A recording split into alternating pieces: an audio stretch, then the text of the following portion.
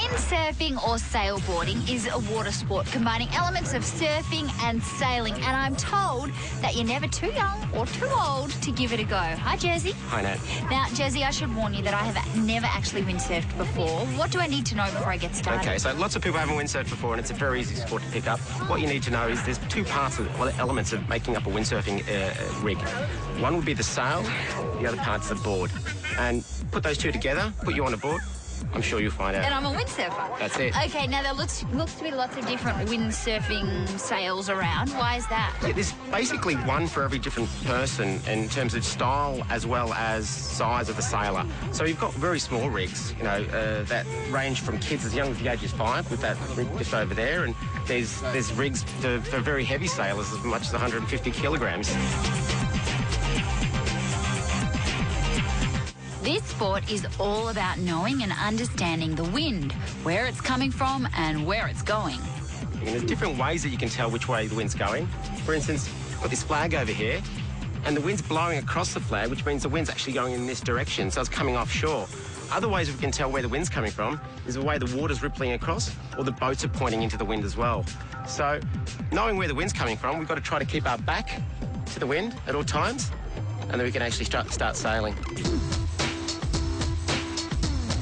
Dante, you're only 9 years old. How long have you been windsurfing?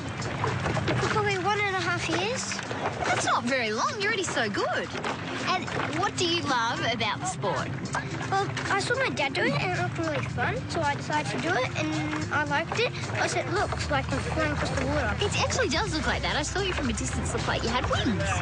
Okay, now I have just learned how to stand on the surfboard and hold up the sail. I heard that jibing and tacking is pretty important. Can you tell me about that? Driving is when you put the back of the sail to the front, and opposite Is is tacking, which you put the back of the sail to the front, the back. To the back. Okay, so the idea of jibing and tacking is to turn? Yeah. All right, well, I really need to see how it's done from an expert. Do you think you could show me? Yeah. Let's give it a go. Dante, you are a jibing and tacking superstar. Now, I noticed this little hook here. What's that all about? Well, when there's heaps of winds, you hook in so you don't really fall off the board and you'll touch the board. Okay, show me how that's done. You hook in over here, do you?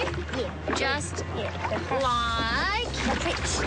Oh, how cool. So you can travel really quickly. You're already taken off. Okay, well, I'm pretty impressed at your windsurfing today. What are your ambitions as far as windsurfing goes? To be a professional, probably.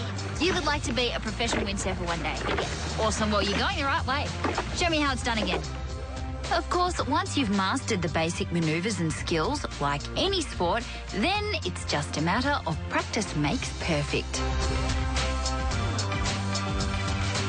All right, so how long would it take to become a really good windsurfer like the professionals we see? It all really depends what you want to get out of it. I mean, a lot of people are quite happy just to have, you know, a sail around, you know, in summer when it's a nice warm breeze about, and doesn't have to be any sort of extreme conditions. Other people always want to push themselves and they want to, you know, do wave sailing and all sorts of things. So, you know, it could take you, you know, a couple of months just to get the basics and just enjoy windsurfing, or it could take you your whole lifetime to aspire to some of the greats. I think I definitely need a bit more practice. I love my job.